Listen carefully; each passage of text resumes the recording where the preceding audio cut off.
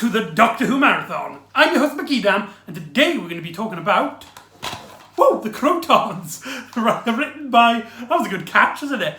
Written by Robert Holmes. This is his first story for the series, which is absolutely fantastic because he becomes a big writer later on in the series. So this is his first episode, and it was directed by David Maloney. And every episode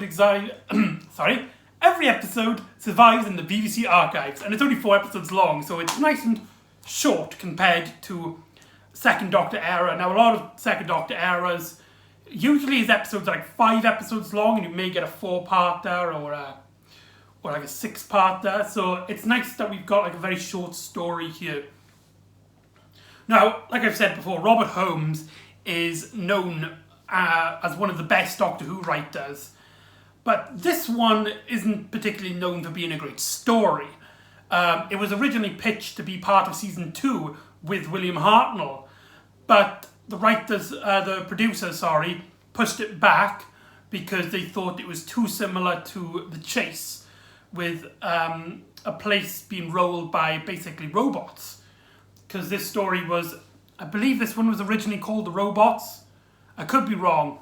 No, this one was originally called The Trap back then, but then after rewrites and putting it off for a while, they finally made The Krotons after another script didn't go into production. So we finally got this Robert Holmes script.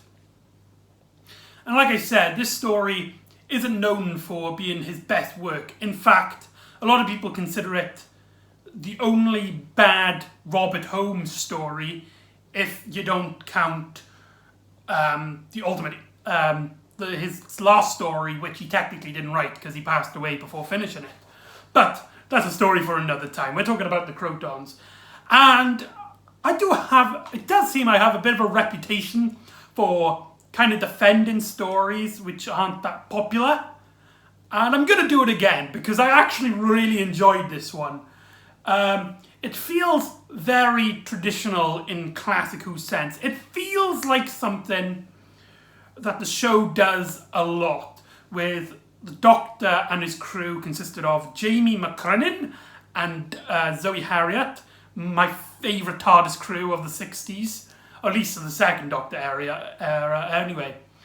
They land on like a planet.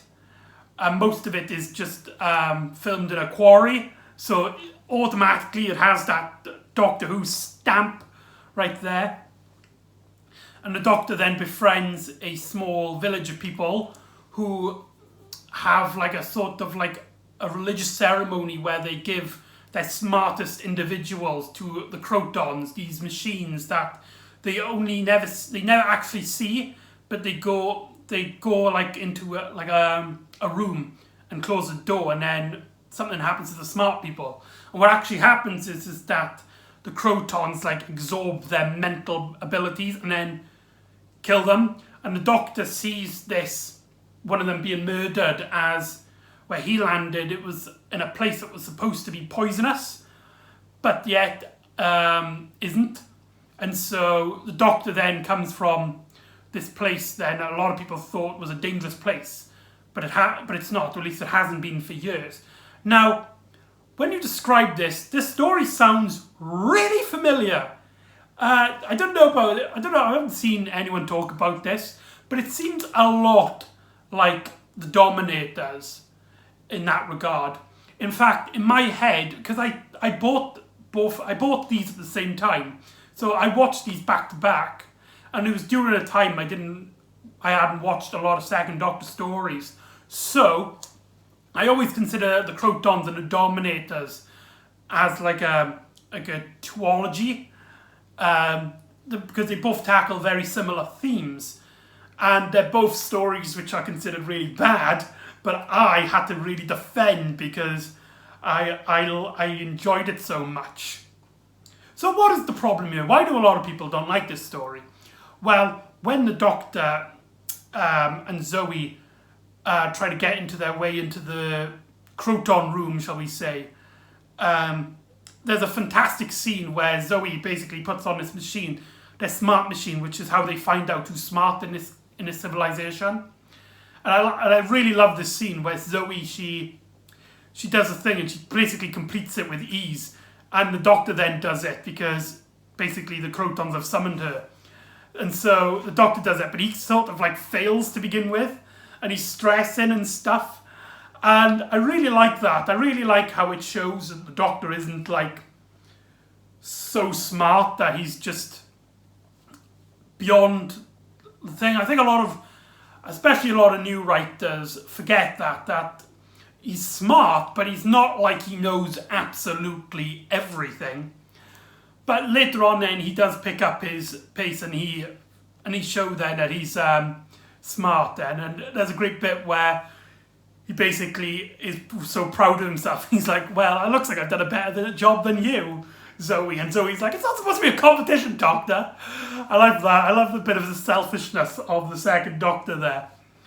And then so they go into this room and we get to see the Krotons, these giant crystallized robots. Basically, they're these creatures that instead of being born to flesh, they're being born to crystallize.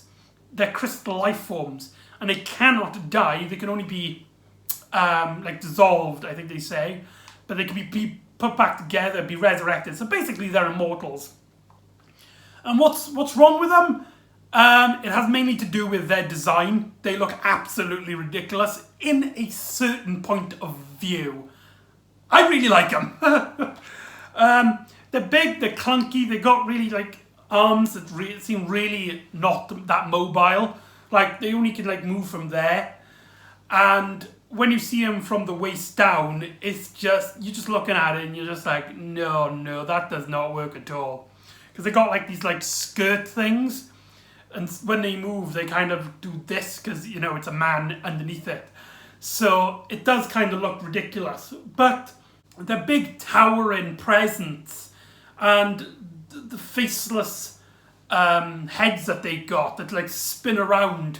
And they've got these massive guns that spray this gas. And if the gas basically touches you, you dissolve and there's nothing left. Not even bone. And I think they're really well handled in a certain way. David Maloney's directing really helps as well, as he shoots them a lot from a low angle, showing their dominance. And that voice as well, they have a really cool voice, in my opinion. A lot of people don't like the Welsh, the Welshy Africanish voice that they have, but I think it really works. But yeah, it does kind of feel like they're a one-off. I've heard, I can't really confirm it because the sources of it are so dim and stuff. It's more like, I think, people guessing. But I've heard they were planned to be part of the monsters to replace the Daleks. And clearly that didn't last. Would it be strange though if we saw the Krotons return in the third Doctor story? I think that would be pretty cool. And so, yeah, so the Krotons basically control this civilization and make their smartest get absorbed and stuff. So, in terms of plot, it's not really thick in terms of plot. It's very simple, you know the stakes, there you go. But I think it makes up for it for a huge, great dynamic of characters, as Jamie gets a lot to do and Zoe gets a lot to do, and these civilians, they're not amazing. Like you do have like these cliched, the leader who just wants to obey the Krotons because, you know, he's a leader and he does the thing. And then you got like the rebellion, and you've got like the teenagers who are like, why do we always have to do what the Krotons say? Why can't we think for ourselves?